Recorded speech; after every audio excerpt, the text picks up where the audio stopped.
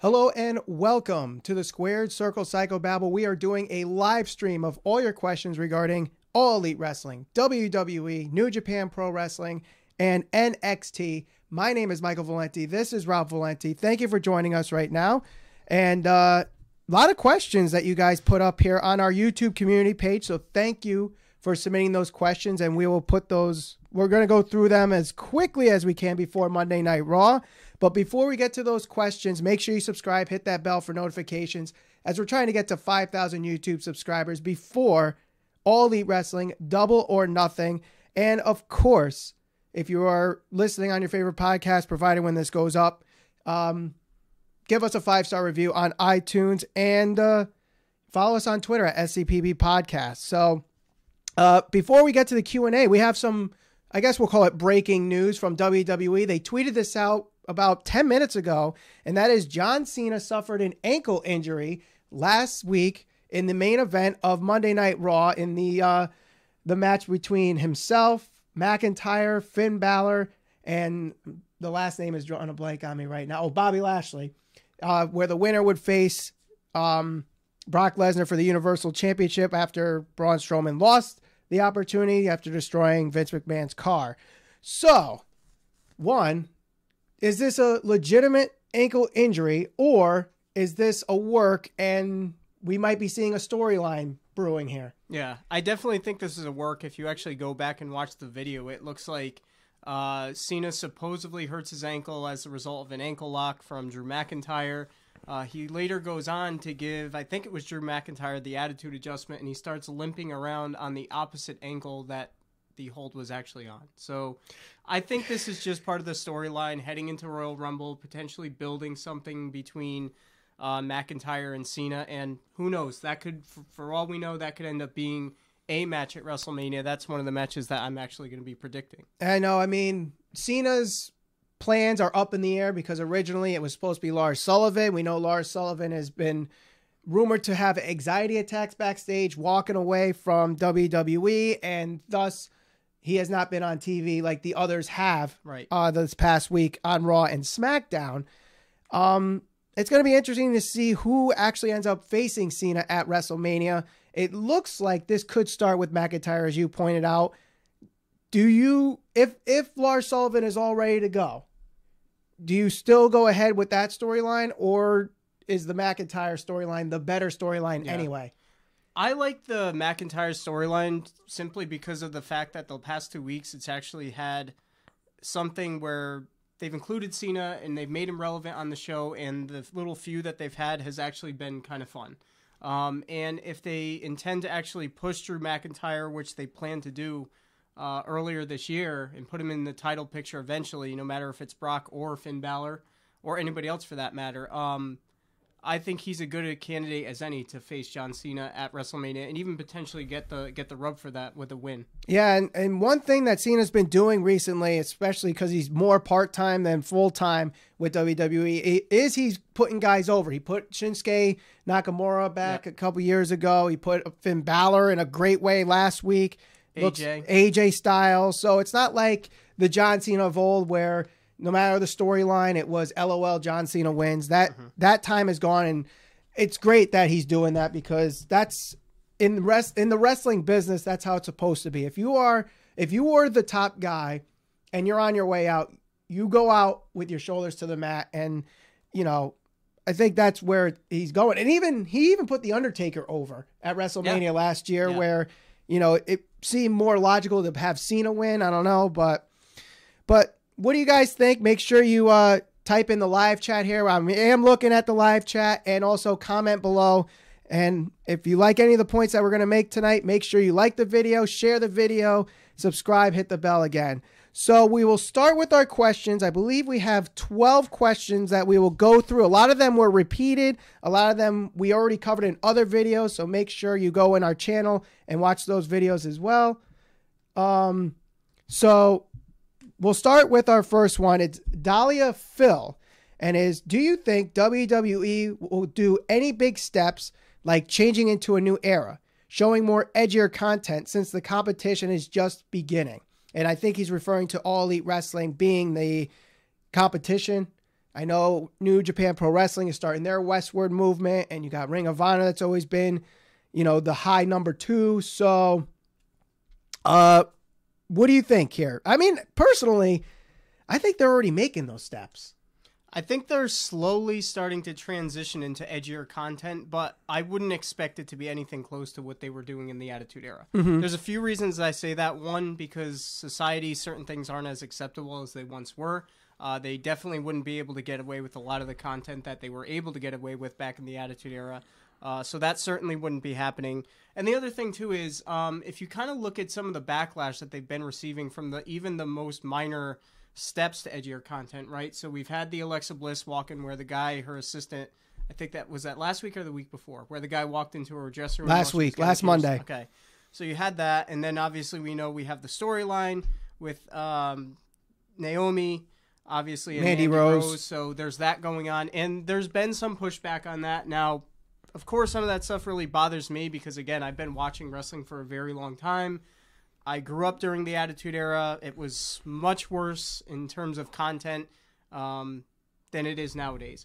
But my main point of all of this is with them trying to promote the women and kind of focus on the women wrestling and promote them as kind of, being equals to their counterparts in the males division, I can't see them really doing what they were doing back in the Attitude Era when you'd have like bra and panty matches and things No. I don't think they're getting to that point where they're going to go back to the Attitude Era, but I think I made this point to you through a text message last week, and that is that I think we're getting more towards ruthless aggression.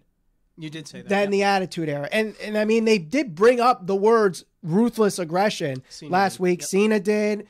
McIntyre did. You listen to some of the promos. They're a lot more edgier, kind of not necessarily the stuff that Austin and The Rock were saying, but they are using words like bitch and ass and, kind of pushing that PG level, but not necessarily saying, oh my God, we need to go back to TV 14. I don't think it needs to get to that point, but they're starting to show a little bit of edgier content, making the top stars badasses. You see Daniel Bryan and his new attitude, AJ Styles attacking Vince McMahon, Seth Rollins with his resurgence and his attitude, the Mandy Rose and Alexa Bliss thing. There's a lot more, I don't want to say freedom, but flexibility in their characters. Whereas I think it's been evident that since the decline right before Christmas, right? That they were putting more emphasis on the storylines and minor details that they weren't before. So you've certainly seen that on Raw and on SmackDown. Is the content edgier? I mean, a little bit, not much more of a difference, but I do think the one thing that the supposed war between All Elite or any of the other promotions for that matter, it puts pressure on the WWE where they can't be complacent anymore. They can't just go in every week and kind of hone it in.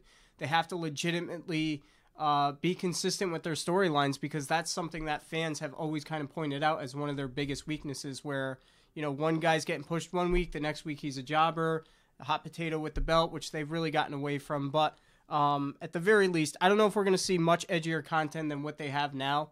But it also depends on what happens with All Elite Wrestling, what they start producing and putting on TV.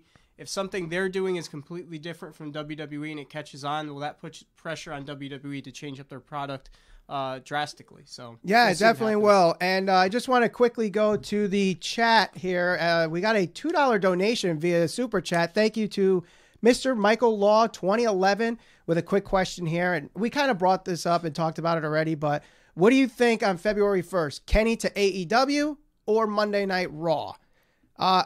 Honestly, I've been saying New Japan Pro Wrestling. He's staying there. I know you're saying All Elite Wrestling, but last weekend, there were some news that were, I didn't necessarily think it was a valid source, but I did see some stuff all over social media that Triple H gave one last offer to Kenny Omega, and it was a good offer. Double what he was originally offered, a lot of perks. Does that mean that's enough to get Kenny over? No, I think he's got his loyalty with either the Elite or New Japan, and he could do New Japan until All Elite Wrestling is ready to go. Yeah, and not only that, we've kind of gone over that. I think the thing that matters more to him is kind of creative control and staying true to his character and who he is as a person, and I think that From what we've seen in other individuals in WWE and what they've done with their characters, maybe they haven't utilized them properly. So I don't see him going to WWE, at least not yet. I do think he's going to go to All Elite Pro Wrestling. All right, so let's go to our next community question here from Tyler New. How long will Hiroshi Tanahashi hold the IWGP Heavyweight Championship, and who will take it from him? I know New Japan likes to have lengthy title runs, especially with the IWGP Heavyweight Championship. Like Kazuchika Okada had it for 720 days. Omega had it for about 8 months before he dropped it to Tanahashi. I personally, though, despite all that, this is going to be a short title reign. You think so? I do think so. He does have a match with Jay White in the beginning of February. I don't know if they put the title on White then, but I do think if Omega is still in New Japan, I think Omega wins it back. But if not, Jay White will be the next IWGP Heavyweight Champion. The guy that I had on here as beating Tanahashi was actually Switchblade as well. I don't think he's going to win his initial match, though, because I was actually very surprised he had the win over Okada. I thought what was going to happen was he'd get the loss, would look really good in defeat, and then eventually have another rematch against Okada, win that. But I think what's going to end up happening is he'll face Tanahashi, he'll lose, and then we'll kind of see a rematch somewhere down the road where he will win the title. And, especially with him being the new leader of the Bullet Club, they really want to kind of solidify him as one of the top guys. He's definitely getting the push. So he's the hot guy right now. I think that's the guy that's going to take the belt off Tanahashi, if anybody. Yeah, I mean, if not him, do you put it back on Okada? That would have been my second thought. I mean, I don't know. It's interesting. I think I also read somewhere that they are going to try and maybe potentially push Ospreay at some point as like a heavyweight, but that could just be rumors. I don't know if that will actually come to fruition. But yeah, I don't think it's Ospreay's time yet, but give him 6 months, see where he is at that point, and it could be somewhere. So we agree, Switchblade? Switchblade, I believe, is the guy. Next here, Jonah Iserman. And if we're mispronouncing any of these names, please let us know in the live chat. But we kind of talked about this at the top of the show. Who will be John Cena's opponent for WrestleMania after it seems like Sullivan is not going to be it? If you're just joining us here, it looks like they're starting a storyline with Cena and McIntyre. So I think if they're going to follow through with this, it looks like McIntyre. Yeah. Now, if McIntyre wins the Royal Rumble, does Cena, between Rumble and Fastlane, win either the WWE Championship for the 17th time or the Universal Championship for the first time? I don't think so. I only say that because he's still a part-time wrestler. What good does that do for the company? He'd win it and then what? Potentially drop it to Drew McIntyre if he doesn't want to take on a full schedule. So the other thing you could do is have Cena win the Rumble. I think people would lose their mind if that happened. Well, if Cena wins the Rumble, he'll be like Stone Cold Steve Austin and have 3 Rumble wins. The only to ever do that. If Cena wins, you could put him in a marquee match at WrestleMania. He doesn't have the main event, but you also will have that in the back burner if the storyline presents itself strong enough that it could main event. Mm-hmm. I know everybody's pushing for Becky and Ronda, right, and or Charlotte Flair, but as long as Cena's there, he is a name, he is a draw. Oh, of course, yeah. So, if the McIntyre push is strong enough and the cards play right and they use the Royal Rumble as a way to do it. I mean, the Royal Rumble winner has not main evented since Triple H won the WWE Championship. Against Roman. So it's been a couple years. It would be nice to actually have the Rumble winner main event WrestleMania. Since we're on the Rumble, was anybody else bothered by the fact that WWE was giving out entrance to the Royal Rumble on Twitter the other day? Not at all. That didn't bother you? No. I could see why it would bother people. I didn't really pay attention to it, but I could see because kind of defeats the purpose. Well, but they always did announce. They announced a lot some, of the entrants, so. But the people they announced were Charlotte. You already knew she was in it. Yeah. Tamina, okay. Nia, you knew she was in it. Dana Brooke, who cares? She's not winning. The only one that was a spoiler, possibly, was Nikki Cross, which they saved for the last tweet. But because she's already called up, had a match, it's not so much a spoiler anymore.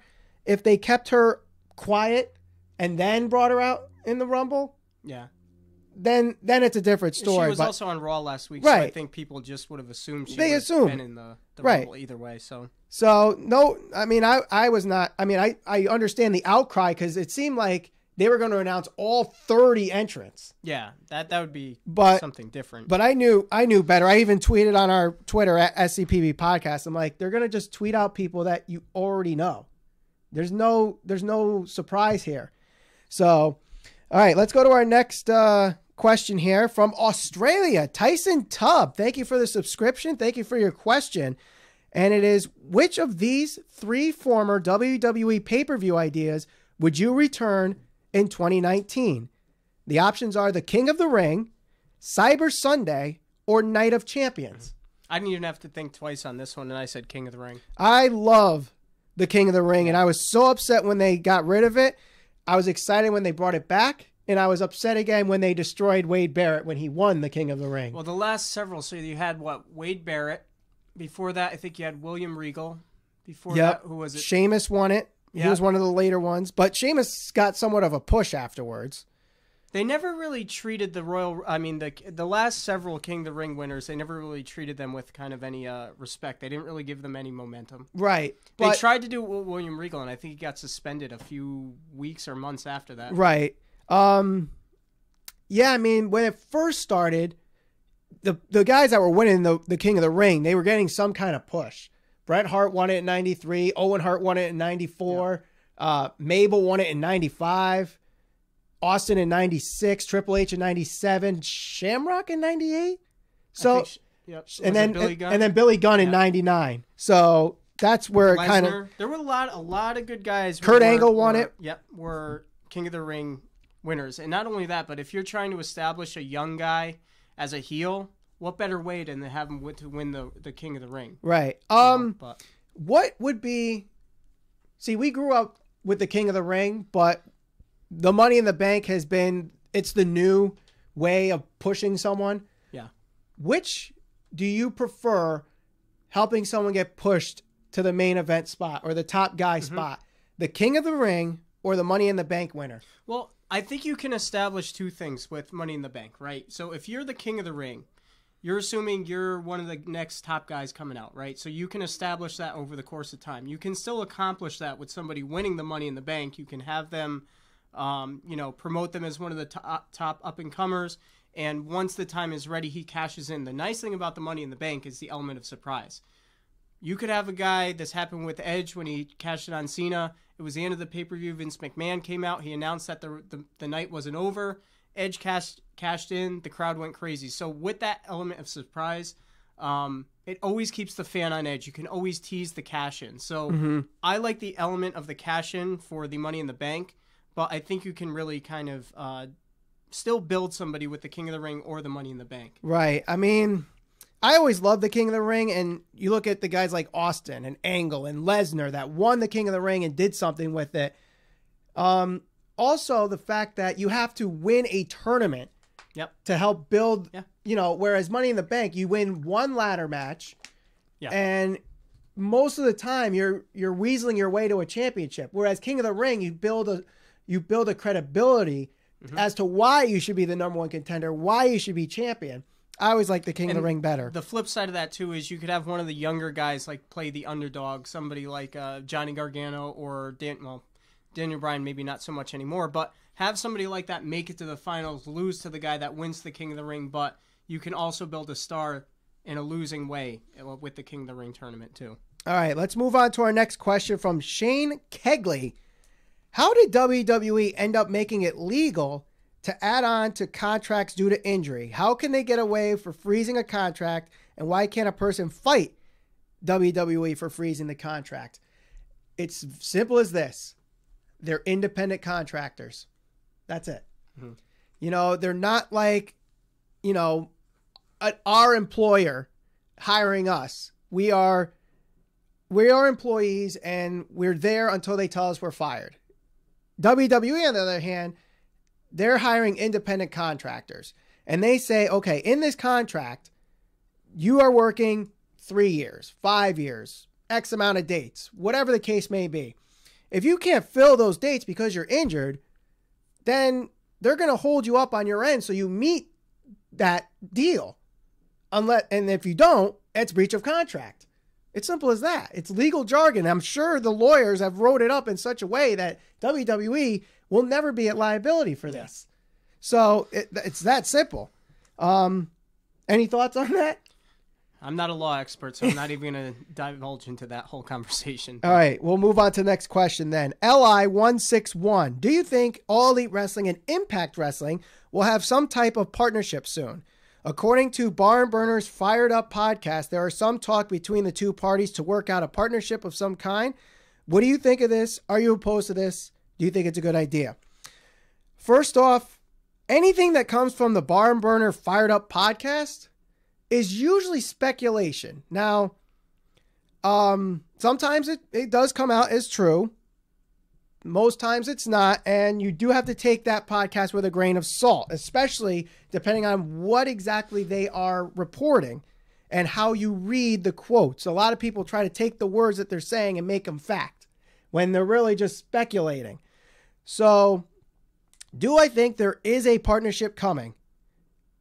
I would think so. Out of all the ones like Ring of Honor, New Japan, Major League Wrestling, they're probably the most likely of the second tier wrestling companies to do something with All Elite Wrestling. Not only that, there was also the rumor that they were trying to, the company was also offered to be sold to All Elite Wrestling. There was, I don't know if that was true or not, but that was a rumor that was going around. So I do think this will happen at some level. Is it going to be all of the guys? Probably not. Will it be some of them?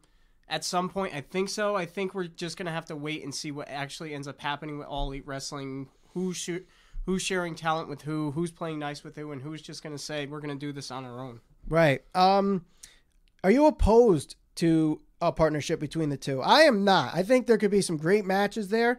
One of the matches I actually put in our video that we did, I did actually a couple weeks ago, 5 matches that could be at Double or Nothing. I put Cody and Brandy against Johnny Impact and Taya Valkyrie as a power couple match. I think that would be a great match. Sami Callihan and Minoru Suzuki was another one. If they're not going to play ball with New Japan Pro Wrestling, that won't happen, but Sami Callihan could be a great addition, maybe against Joey Janela when he's healed up. Great hardcore match there. Yep. So, yeah, I think it's a good idea. Not opposed to it whatsoever. Let's go to our next question here. It is from simply X, the letter X. And this is a long run, Ralph. So, do you think WWE is going for the triple threat only because Becky wouldn't have to pin Ronda to win? Also, can you see WWE making Becky the face of the company after Roman? As they're obsessed with making history, and there's never been a situation, or possibly will never will be, when a female is the most popular wrestler on the roster. Plus, no other company has ever done it. Well, unless they are an all-women's promotion like WOW or Shimmer or Glow or one of those, but I understand the point. I don't think they're doing the triple threat because Becky doesn't have to pin Ronda to win. I think they're doing the triple threat because the original plan was Charlotte and Ronda, but Becky got so hot that they had to put her in. Mm-hmm. And this is just a rumor that this is going to be a triple threat. You can have Ronda and Becky just be a one-on-one match. You can have Charlotte and Ronda be a one-on-one match, and Becky's not even in that match. Yeah. I think a lot of people, wishful thinking, want this to be a triple threat. I think the signs are pointing to it, but until we see, A, who wins the Royal Rumble, B, who wins the Raw Women's Championship, and C, who wins the SmackDown Women's Championship this coming Sunday on the Royal Rumble, we're not going to know. Yeah, and I don't think they'd really do this, so in order to avoid Ronda getting pinned, I think they actually would do this more so to kind of protect Ronda. And I don't mean that in any way to kind of ridicule her, because she's been great in the roles she's played so far. Right. And she's always delivered in the ring. But as we've seen, usually these triple threats, especially between the women, end up being really good matches. Ronda Rousey, when she's limited to doing whatever she's supposed to be doing in a match, as long as she sticks to the script, the match works out fine, as long as people wrestle around her. Very similar to what happens with Brock Lesnar and a smaller guy. You let the smaller guy work around. What he's capable of doing at this point in his career, very similar to Ronda. She's still very green. She's got a lot left to learn. She still puts on a good show. So, I don't know. I would actually prefer to see a triple threat as opposed to just Becky and Ronda.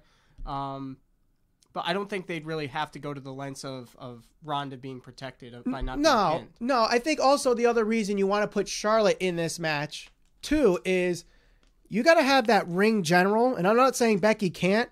And Ronda, because she's so new to the business, she most likely couldn't be the general in this match.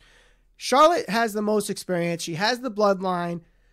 She would be much better as the ring general in this type of match. Yeah. And she thrives in that role, which we've seen from her match with Becky Lynch and Asuka.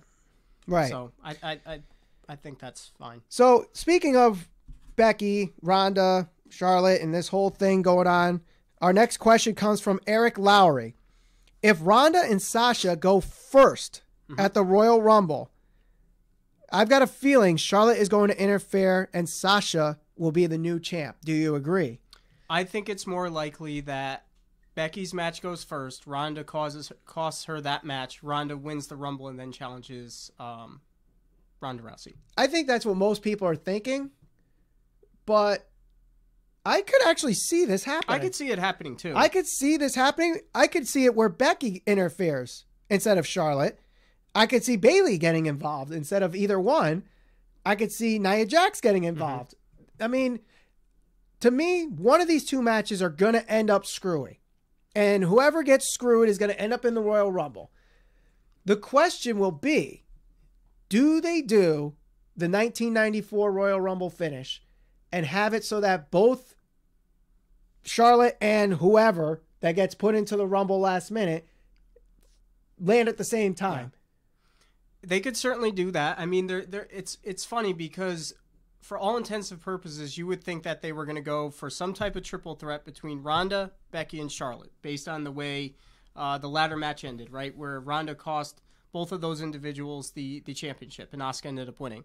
But then last week on Raw, we had this whole beef between Ronda Rousey and Sasha Banks. And lo and behold, the one little thing that we've all been waiting for, the four horsewomen versus the four horsewomen, Sasha Banks turned to Ronda Rousey and threw up the 4 at her. Yep. So are we going to get that? I mean, it's just, there's a lot of elements to this story that are kind of playing out. So it's going to be it makes things interesting. It's a very fun weekend that we have upon us for the Royal Rumble. And anything can happen. And that's what I love about the Royal Rumble.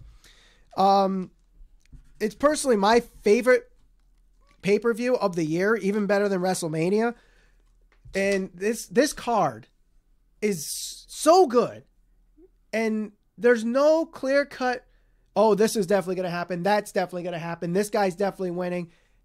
It's like the first time in a long time. There's no obvious path to how this pay-per-view is going to go. So only time will tell. But let's move on to our next question. This is from the UK. Thank you to our fans across the pond. This one's from David Gilland. With WWE having WrestleMania in April, New Japan Pro Wrestling having Wrestle Kingdom in January, Ring of Honor having Final Battle in December, and Impact having Bound for Glory in October, what month should All Elite Wrestling have their yearly big pay-per-view? Or do you think it doesn't really matter? I believe that September, just because that's when All In was. I think that's where the big pay-per-view is going to be. But because Double or Nothing's happening in May, maybe that becomes the yearly pay-per-view as well. Then again, Double or Nothing could be like the Royal Rumble as the number 2. And then what they have for September could be the year WrestleMania. So, I mean, I was going to say I don't think it really matters so long as it's not anywhere close to WrestleMania, because as they've been saying, they're not trying to compete with WWE, at least not right from the get-go. So I don't think they're going to try and actually compete against WWE. Their pay-per-view, their big one, is going to be far away from whatever WrestleMania or even Royal Rumble, any of their big ones. They won't try to book them close to one another. Yeah, I definitely would. And it definitely spaces out if they do it in September or even May. So next question, Ash K. Fantasy booking here, guys. Kenny Omega versus CM Punk. Is there any possibility of this match happening in All Elite Wrestling? We've talked about Punk ad nauseum. We talked about Kenny ad nauseum. It all comes down to this, folks. 1, where's Kenny going on February 1st?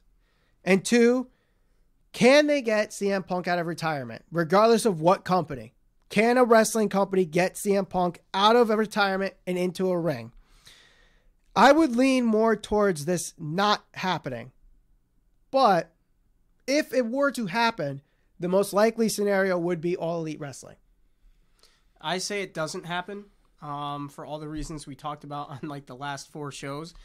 Interestingly enough, I did listen to a podcast. Bruce Pritchard was on it, and he said that he believes Punk is going to go back to WWE at some point and will main event WrestleMania. Now, how that actually ends up happening, I have no clue.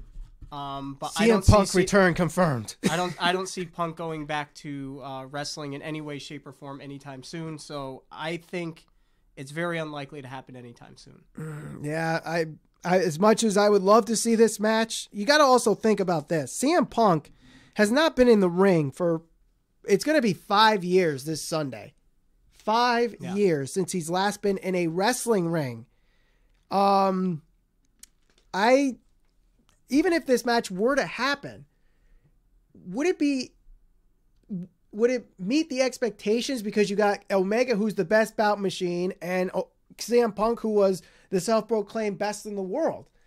It would be a great marketing tool, marketing, but would it live up to the hype because Punk has been out for so long? Yeah, I mean, this isn't exactly like Shawn Michaels coming back after 8 years. It's CM Punk after 5, and yes, he's younger than Shawn Michaels, but again, what has CM Punk really been doing to keep himself in ring shape? Yeah, it's much different. He's been training, obviously, but we know he's just doing commentary right now, so I don't see it happening. No. All right, so our next question is from Moali TV. I hope I pronounced that right. It sounds like All Elite Wrestling want to have a win-loss system like the UFC. How do you think that can work, considering most talent will want to win? Their win ratio to be very high. It looks difficult to implement, especially given the creative freedom they seem to be handing out to some talent. This screams WCW in the later years. This really does. And this win-loss system could be very problematic, or this could be very easy to do because most of the wrestlers will not be full-time exclusive contracted wrestlers with All Elite Wrestling. They're going to be guys from Bar Wrestling, from GCW, from Northeast Wrestling, from Defy Wrestling. You know, these smaller independent promotions that the SCU and the Elite and the Young Bucks are magically popping up out of nowhere right now that they're not under contract with Ring of Honor or wherever they are. You know, this is where the win-loss system really comes into play, because it's really going to be like Cody Rhodes beating an upper mid-card to main event guy in a smaller promotion. It's not going to be like Cody losing all the time to Frankie Kazarian and losing all the time to Scorpio Sky and losing all the time to Kenny Omega. The win-losses are really going to have more effect when they are facing those independent guys who are getting more exposure and care more about the exposure than the win-loss. That's where I think it would work. I don't think the wins and losses really matter as much as people say. And what I mean by that is, if you can tell a good story, it shouldn't matter who wins or who loses. Right. I always use Daniel Bryan as the best example of this, because in recent memory, it's probably the best story that we've seen play out over the course of a period of time, stretching from like before the Royal Rumble, when he actually went on to main event WrestleMania and win the title. Because when you look at it, he was the guy that everybody wanted to root for as the underdog. He didn't win the Royal Rumble. There was this huge backlash. They tried to force him into this weird storyline where he was a part of the Wyatt family. And then eventually he was feuding with Triple H and the Authority. He went on to WrestleMania and he had his big moment. So can somebody lose and still gain something out of that? Yes, he can. You know, so the wins and losses, do they matter? I guess to a certain extent, but I think the story matters more so than the win or the loss. It's like, okay, well, this guy lost, but did he look good in that loss? Or, you know, it doesn't really matter. And how do they really plan to make that work unless they have like a ranking system? Which could work. It could work. Have like a ninth ranked guy on like a totem pole facing like your top ranked guy, okay, well, now you know the 9th ranked guy is the underdog, but do you even need to do that? That's what I don't understand.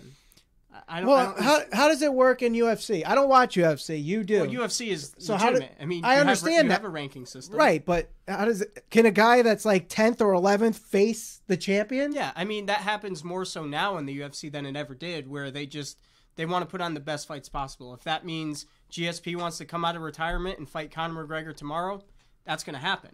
But you see that in WWE too. The Rock wants to come out of retirement tomorrow and face Daniel Bryan. I'm pretty damn sure Vince McMahon's going to make that happen. So right.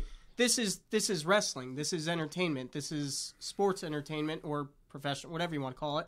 So, where do you draw the line? The wins and losses, do they matter to a certain extent? I don't think they matter as much as people make them out to matter. Yeah, I mean, time will tell to see how exactly this is going to work. It seems like a good idea at the time. Stone Cold Steve Austin lost to Bret the Hitman Hart. He gained more in that loss than he would have from a win when he passed out in the That's true.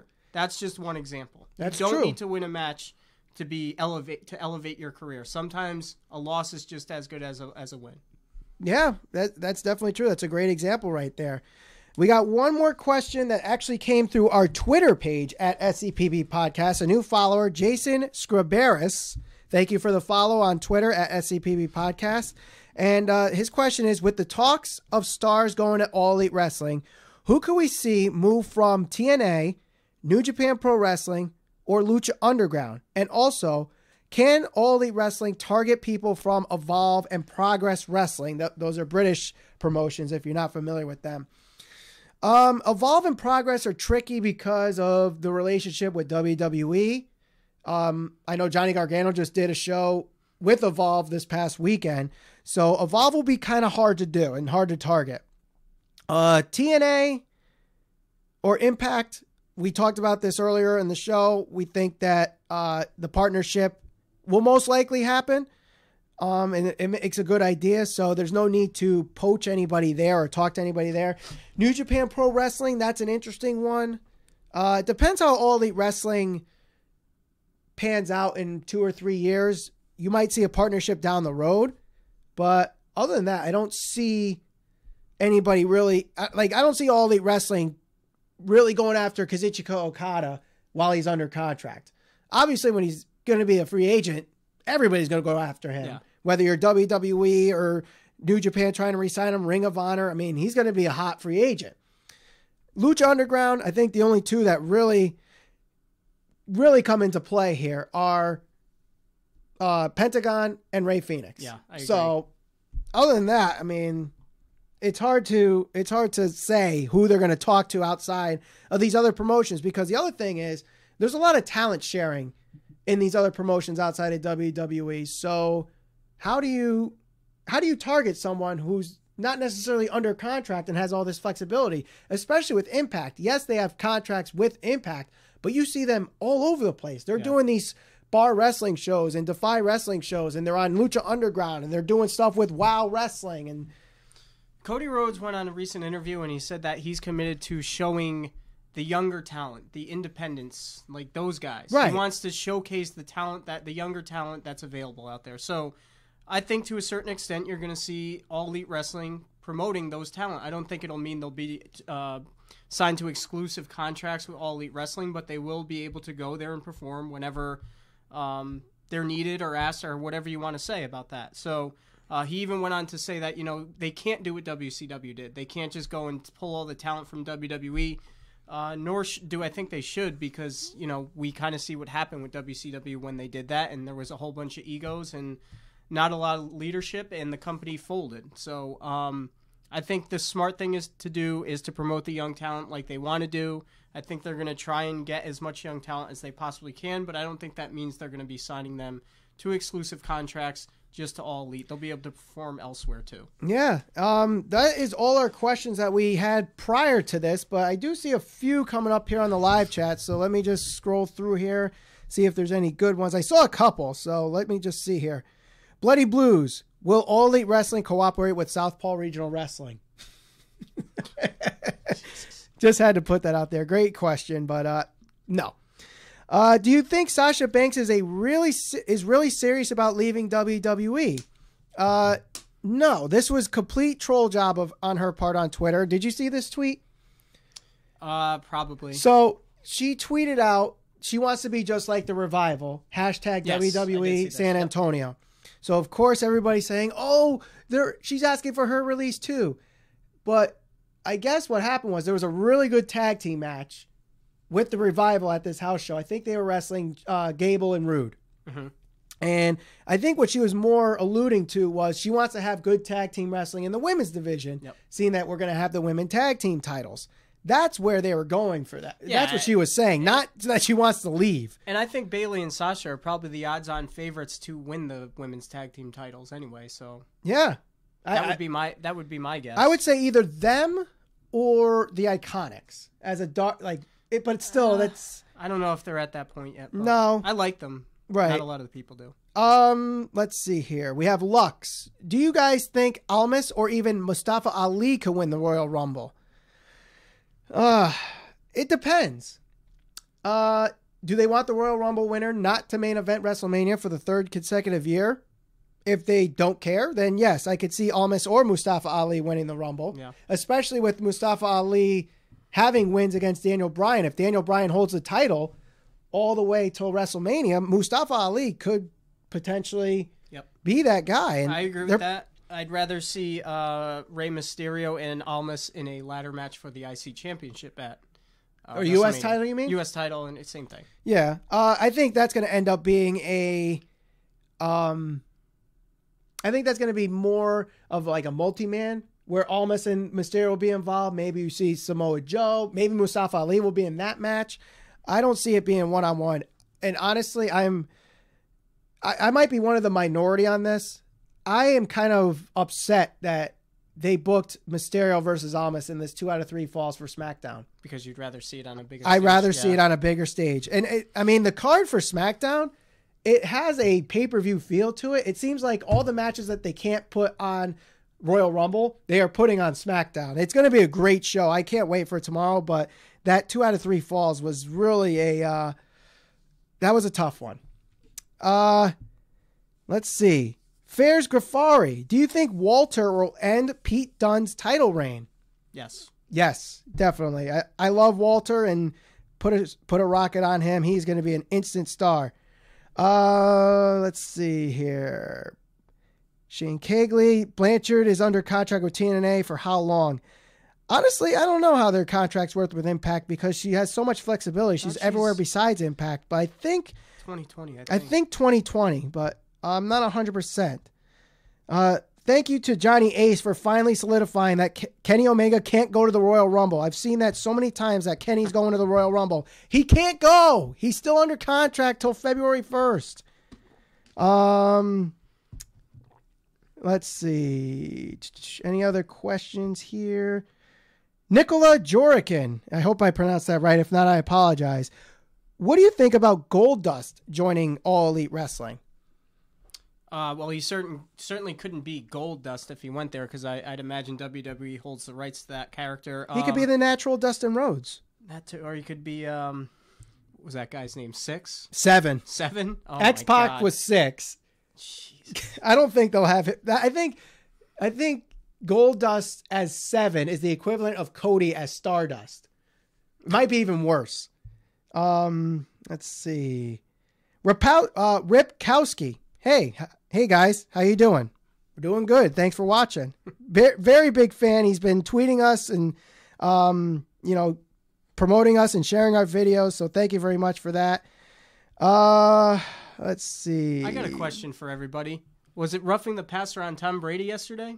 Absolutely not. No. Was it pass interference? Oh God, absolutely. Our dad is a Rams fan, and we're happy for him that he's getting to see the Rams in the Super Bowl for the first time since 2001. But that was a terrible no call. But congratulations to the Los Angeles Rams. I'm excited for the Rams. I think they're going to win. Let's see here. Are there any more questions coming up? Anybody have any more questions before we come? I am not seeing any other questions here. Fairs Ghaffari. This is a good one because this came out earlier today. Do you believe Velveteen Dream is leaving WWE, or is he just trolling? Absolute troll job. This is a troll job. I don't think he's leaving. One thing you got to love about Velveteen Dream is he is so committed to his character, and this fits perfectly. The fact that he's not on the TakeOver card this weekend should be a slap in the face, because he's had the best match, arguably, the last like 3 or 4 takeovers. And I think this is hinting at him being a surprise entrant in the Rumble. Yeah, I think so. Yeah. So what networks do you think are offering All Elite Wrestling a TV deal? I don't think any of them are offering a TV deal. I think it's more All Elite Wrestling trying to sell a network to sign them to a deal. But the odds-on favorite right now have been rumored to be TBS. And I'm not seeing much here, so... What about the number 30 spot? I don't think it's R-Truth. It's going to be R-Truth as a number 30 spot, but for the wrong Rumble. He's going to be in the Women's Royal Rumble and try to steal Carmella's spotlight, thinking he's in the wrong Twitter. Sorry, wrong Rumble. I'm reading someone saying check your Twitter. Sorry about that. Yeah, so does Twitter have anything to say here? Go on that really quick. I'd like to thank everybody while we're taking this quick break to go on the Twitter. And thank you all for subscribing. Thank you all for following us on Twitter at SEPB Podcast. And, thank you for listening. Thank you for following. And, we want to do these live streams a lot more here on the Squared Circle Psychobabble. And that's why we're trying to make our goal to have 5,000 YouTube subscribers before Double or Nothing by All Elite Wrestling. So we keep doing this, and you guys like it. We'll keep doing it. Okay, so we got a question here from Twitter that just came in from Barry Holtkamp, and this will be our last question of the night. Who could benefit more leaving WWE for All Elite Wrestling? I guess he means who would benefit the most. Who would benefit the most? Who would benefit the most leaving WWE and go to All Elite Wrestling? I would say either Shinsuke Nakamura or Dolph Ziggler. And Ziggler might be I think he's past the opportunity to be a top guy in All Elite Wrestling, even though he would be a big name there. But he could benefit the most because they would put him in some top spots. He might not necessarily win like he's not now in WWE, but Shinsuke, we know what he can do. Yeah. And it seems like All Elite Wrestling will focus more on wrestling than promo work, and I think that's why he's been hindered in WWE. I think Kevin Owens. Kevin Owens, he already has the relationship with Chris Jericho. We already know they have some type of... They have good chemistry, so the matches that they'd be able to have, the back and forth on the microphone, and just because he obviously his time in Ring of Honor, he kind of gets the style and the feel that they would kind of be going for. So why not? I think Kevin Owens. Yeah, that would make a lot of sense, especially he's been frustrated at times. Maybe Finn Balor. But if he wins the Universal Championship on Sunday, I think he would be better off staying in WWE because he'll be the guy that beat Lesnar and can actually carry the title for a while and bring some legitimacy to that Universal Championship that really hasn't had it since it came to existence. Well, as long as Brock's had it, he's essentially just the part-time champion who shows up when he wants to. So right, so. Another question came in, AJ to AEW. No, not happening. I don't see it happening. He's got a great gig going in WWE. He's booked pretty strongly there. I don't see it. So, all right. We'd like to thank you guys for joining us here in the last almost hour or so, 10 minutes before Monday Night Raw.